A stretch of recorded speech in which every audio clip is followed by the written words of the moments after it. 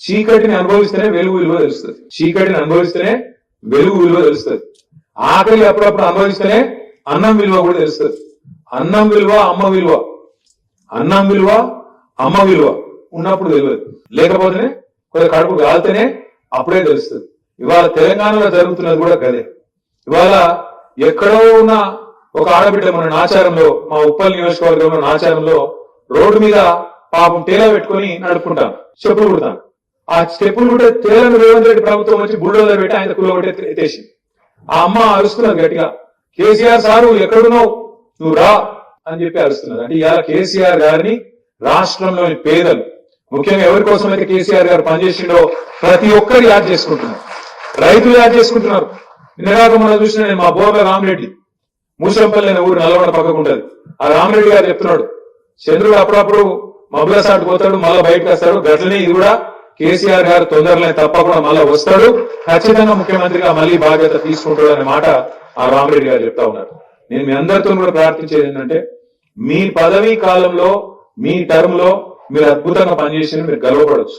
మేము అద్భుతాలు చేసినాం, ఏమేమి చేసినాం అంటే చెప్పచ్చు. ఒక ఈ రోడ్ మేము వేసినాం, ఒక ఈ హాల్ కట్టినాం, ఒక ఈ డ్రైనేజ్ కట్టినాం, ఈ పార్కు, ఈ డంపింగ్ యార్డు, ఈ శ్మశాన వాటిక, వైకుంఠ ధామాలు, ఇవన్నీ మేమే చేసినాం గర్వంగా చెప్పుకునే విధంగా. మార్కెట్లు, ఇంటిగ్రేటెడ్ మార్కెట్లు ఒకటిగా చెప్తే ఇంకా చాలా ఉన్నాయి, చేసుకున్నాం. కొన్ని పనులు చేయకపోవచ్చు, మనం అందరం ఎవరైనా దేవుళ్ళం కాదు. తప్పులు చిన్న చిన్నవి జరిగిండొచ్చు, లోటుపాట్లు చిన్న చిన్న ఉండొచ్చు, పొరపాట్లు ఉండొచ్చు. ప్రజలు అందుకే మనకు మూడోసారి అధికారం ఇవ్వకపోవచ్చు, తప్పేం కాదు.